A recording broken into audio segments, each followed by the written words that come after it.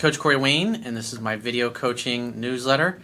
And the topic of today's newsletter is going to be, my girlfriend lost interest in sex. That's no fun at all. Well, I've got an email here from a guy I've been coaching for about a year now. And on my website in the article for this particular video, I'm going to have links to this is probably, I think, the 8th or 9th video that I've done. And so you can actually go back and see his history over the past year that I've been working with him and see his progress. He originally got out of a crappy marriage that he'd been in for a couple of decades with a woman who he cared about, but he was never crazy in love with her. And so for the past 7 months, he's been dating a woman who knocks his socks off, and this is a new experience for him. And on top of that, he's a therapist. He actually does this stuff for a living. He works with a lot of couples and helps them with their communication skills. And part of the biggest thing that he personally has been working to overcome in his own personal relationships, not only with his ex-wife, but with his daughter and his new girlfriend, is he just sometimes happens to be a floppy cock at times, if you will, where he allows women to kind of push him around or intimidate him. And so it's the beauty about women in relationships is they really, for a guy, they really smooth out your rough edges and help make you a better man. Every woman that I've ever dated, experienced a relationship with, every heartache, breakup that I've been through, all those things have made me, all those experiences have made me into the man that I am today. And every new experience I continue to have makes me a better version of myself. I mean, that's the whole purpose of all relationships. You go there to give. You're there to help each other grow and become more. And what I love about working with this guy is that he's making progress, but obviously even though he helps other couples for a living, I mean, can you imagine being a therapist who helps couples and then, oh, hey, by the way, I'm getting divorced? I mean, that's got to be a difficult thing for somebody, especially when your whole identity is associated with what you do professionally. I have a lot of psychologists, a lot of therapists, a lot of counselors that I work with and teach these things to. Because not only does it help them in their own life, but it makes them much more effective in their practice with helping other people. And so one of the things he's also tend to do, because he's a therapist, he's used to talking things out, is he oftentimes has made the mistake of trying to make his therapist his girlfriend or his mommy, or if he's had a rough day, he wants to talk. And every single time that he's done that, it has a negative effect on her level of attraction and respect for him. And it always shows up in other ways. And so his latest one, obviously, is that his girlfriend is basically lost interest in sex. Even though she's still pursuing him, still calling him all the time and wanting to see him all the time, she's just not that into it. And so this email is actually from several weeks ago that you're now seeing about it. So I've recently got a new email that I've done with him just in the past few days where he's done what I'm about to suggest in this video, and it's completely changed the dynamic for the better in his relationship. So I got a quote that I wrote in this topic, and then we're going to go through his email. And the quote says, "The quality of your life is in direct proportion to your personal ability to be an effective negotiator for yourself and what you want in your personal and professional life. When we doubt that we deserve to have what we really want, even though we may want it with all of our heart, we tend to either not ask for what we want out of fear of the consequences, or we act too timid and weak to make our desires and actions congruent. Therefore, we settle and ask for terms that are less than what we really want and deserve. Before anyone else will believe that you deserve and are worthy of something or someone that you desire, you have to believe it yourself and act in ways that are congruent with that belief and be unwilling to tolerate anything less. The strongest negotiating position is always being able to walk away and mean it." So let's go through his email and see where he's at. And in a few weeks, I'll publish the update to this in a future video newsletter so you can continue to see his progress, because every guy deals with this. Every guy struggles with their own personal weaknesses, and especially when you're dating a woman. Women don't like it when a guy is expressing weakness or beta male tendencies, and women are amazing at kicking a guy in the nuts in order to get him to be a better man, because women deserve our best. They deserve us at our strongest and our most masculine and our most loving. And they're not going to tolerate, most women I should say, aren't going to tolerate anything less, especially if you're dating an alpha female who's beautiful, who's successful, who gets hit on all the time. They have lots of choices and lots of options. Therefore, they expect the best, and they're not going to tolerate anything less. And one of my big goals is I want you not only to have a great life and lifestyle, but I want you to have the kind of people in your life that knock your socks off, the kind of friends that you love hanging out with, the kind of, if you're a guy, the kind of women that knock your socks off. Because unless you have really super high quality people and circumstances in your personal and professional life, you're just not going to give life your best effort. Because it's like, what's the point?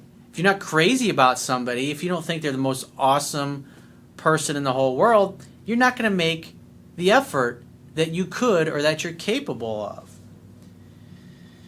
And so he says, hey, Corey, he says, I'm still with Jessica. That's obviously not her real name, but it's one of the names I like to use a lot. And we've been dating for 6 months now. Most of her life, she was single and never dated anyone longer than a year. In my last email, you told me to back off until she was doing 100% of the texting, calling, and pursuing. And one of the things he's been guilty of is he's still doing 20% of it. And I've been telling him, it's like, after this amount of time, dude, you're still doing too much pursuing. And part of that is he gets home at night and he wants to reach out. He's still going through the divorce process, and he still struggles with, his kids and dealing with them, especially his teenage daughter, who's been a total handful, but his relationship with her is really great now. But again, when he has a difficult day, he wants to pick up the phone and call somebody, and obviously he tends to do that with his girlfriend a lot. And it always has he feels better about it, but he ends up lowering her attraction level in the meantime. And that's why I always say, talk to your guy friends. If you had a rough day and you're full of fear and you don't know if you're going to be able to accomplish things you want to accomplish, have those conversations with your guy friends. Because your guy friends will tell you like it is. They'll say, man, you're being a bitch. Stop being a fucking pussy and do what you need to do. Now, a woman will be supportive, but they don't want to see you continually coming to them with the same weaknesses and the same fears. Because they want you to fucking man up. Because when you come to a woman and you're not centered, and you don't feel strong, and you don't feel totally in your masculine, you make her feel unsafe and uncomfortable. You literally are, in essence, making her the man in the relationship in that moment. And when a feminine woman has to move into her masculine energy, she doesn't like it because it's not her natural essence. It doesn't feel comfortable, and it doesn't feel natural to her. He says, I will do that, but last week she wanted to see me so often that I couldn't try this out. My main problem lately is that she has not felt like having sex for the last 3 weeks. Well, that is definitely not acceptable. I mean, this is the first time in this guy's life that he's with a woman that he wants to fuck all the time and he wants to have great, passionate sex with, and now she's getting turned off and it's kind of like, eh. In other words, what's happening is she's not making the kind of effort that she was once making.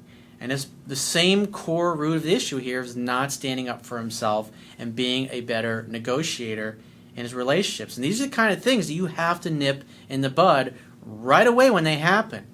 Because when a woman senses weakness, when she senses a chink in your armor, she's going to continue to exploit that. And if it's just like you can't have sex with a woman when you have a floppy cock. You can't penetrate her when you're limp. You can't make her you can't cause her to feel like she wants to open up to receive your strength when you're not showing up and being strong. He says, of course I can live without sex for some time, but I am so used to seeing this as a bad sign from my work as a therapist in my marriage that my alarm bells have started ringing. And it's good. That's your spidey sense tingling. When you're strong, when you're showing up, when you're being the man that you're capable of being, your girl's legs will open. When you're being a weak bitch, they're going to close. Think about that. It's a metaphor, but it's true. He says, last weekend we had 2 really wonderful dates. We went out and had a kick-ass time. At night we were laughing our asses off in bed and she helped me with my sexual release, but she wouldn't try to get off. To be precise, she started kissing me passionately, but suddenly was out of the mood as soon as I took her pants off. This tells me that she's not comfortable. She doesn't feel safe letting you be the leader. Again, too much pursuing, too much treating her like your mommy or your therapist. And that's one of the things that this guy struggles with because he's a therapist for a living. And so he's used to listening to other people all day long talk and communicate. And it's just natural because he's in that mode all day long, and he comes home and he wants to talk and have that kind of same experience with his girl. The problem is because he's going through a difficult time and his ex-wife to be is being a pain in the ass about the divorce, he wants somebody to talk to about this. That's fine every once in a while, but when you constantly have the same thing over and over that you want to talk about, eventually a woman's like, she doesn't want to hear it anymore. She wants you to get over it.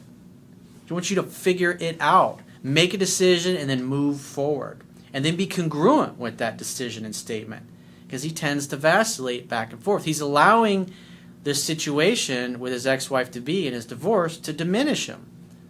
And that's part of the problem. He says, I did not get any closer to sex the last few weeks. She is aware of this, of course, but she has no idea other than waiting. She's waiting for you to man up and say, honey, I love you, but you have basically turned a romantic love affair into a platonic friendship. That's not what I signed up for. You're not showing up and giving me 100%, and that's just simply not acceptable. I'm not interested in just hanging out with you and being buddies or having you give me a blowjob every once in a while. I want a woman who shows up and gives me 100% of the time. And you're not doing that right now, and that's not acceptable. And if you want to continue to be in my life, I want you as a lover. I don't want you as just a friend. That doesn't work for me. He says, usually I get no response to passionate touching or kissing lately, whereas during the first few months, she immediately got wet. She gave me some wonderful Valentine's Day presents with a card saying, I am so happy with you. I've really let her start touching, and she reaches out and is quite touchy-feely most of the time. She says she never was so okay after 6 months of dating, as her previous few relationships started to dissolve at this point. So that's an interesting thing. She's emotionally conditioned because now she's at the 6-month mark. She's like, well, all of my relationships have always started going downhill after 6 months. And more than likely because she's an alpha female and she's used to getting her way, if you let a woman like this run over you, she will run all over you. If you let her treat you like a doormat, she's going to continue doing it because she wants you to stand up to her and stand up for yourself. And that's why, remember, she's emotionally conditioned to expect this. And that's why you have to show up and say, this doesn't work for me immediately. You need to immediately tell her that. He says, it drives me crazy that we click so well and things are going smoothly, but the sex lacks. And she is so fucking beautiful. Honestly, I can't imagine what I could do better. I court her, she gets compliments, and when she acts stupid, I call her out on that. I asked her what was going on. She said she does not know. Of course she doesn't know. Most women don't understand this. But what's happening is she is reacting to how he's showing up. He's been calling and texting too much, pursuing too much, treating her like her mommy, like she's his mommy and therapist too long.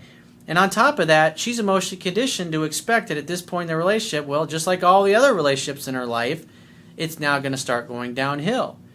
And so she's looking for that. She's expecting that. And when you express weakness, she's like, oh, well, here we go again. This is what always happens. But you have to not let her jerk you around. Remember, the greatest gift that you can give anybody is your time. And you signed up for being her lover. And she signed up to be your lover as well. But now she's not showing up.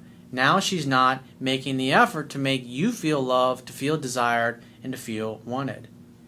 She didn't feel well at the moment and was stressed out with work. She is very interested in starting NSA. It stands for Network Spinal Analysis, for those of you that don't know. And there's an article that I did several years ago called How to Become More Confident and Sure of Your Actions. If you go to that, you can see the video that I did on where I talk about the benefits of network chiropractic care. And I give you some links in that article where you can go and find a network chiropractic doctor in your area. It will really help you.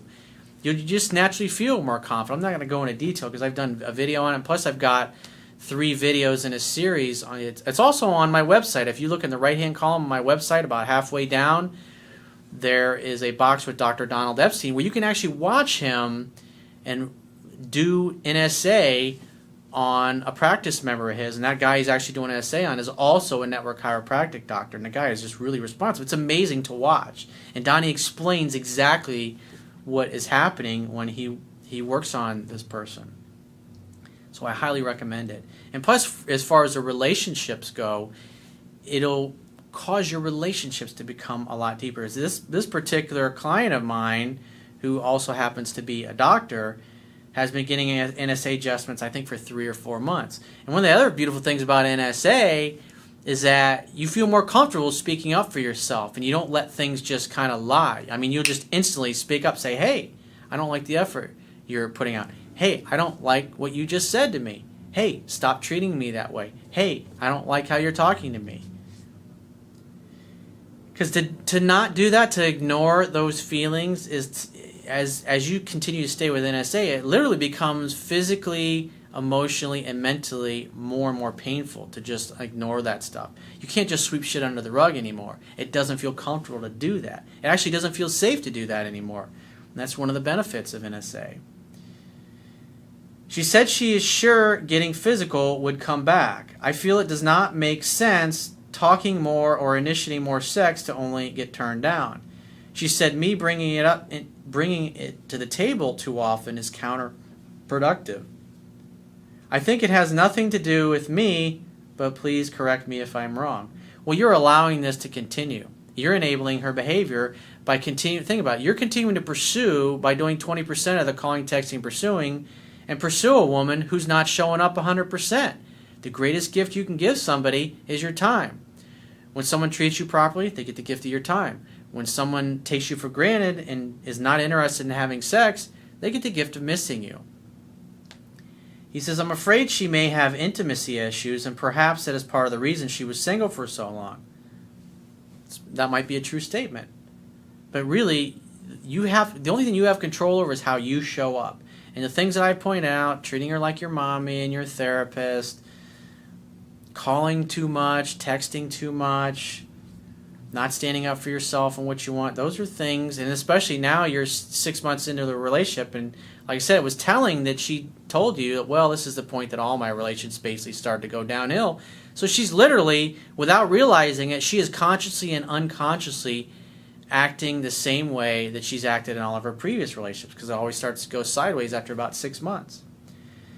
He says, other than that, we have a really great time. During normal contact, she never seems messed up and is sweet and giving most of the time.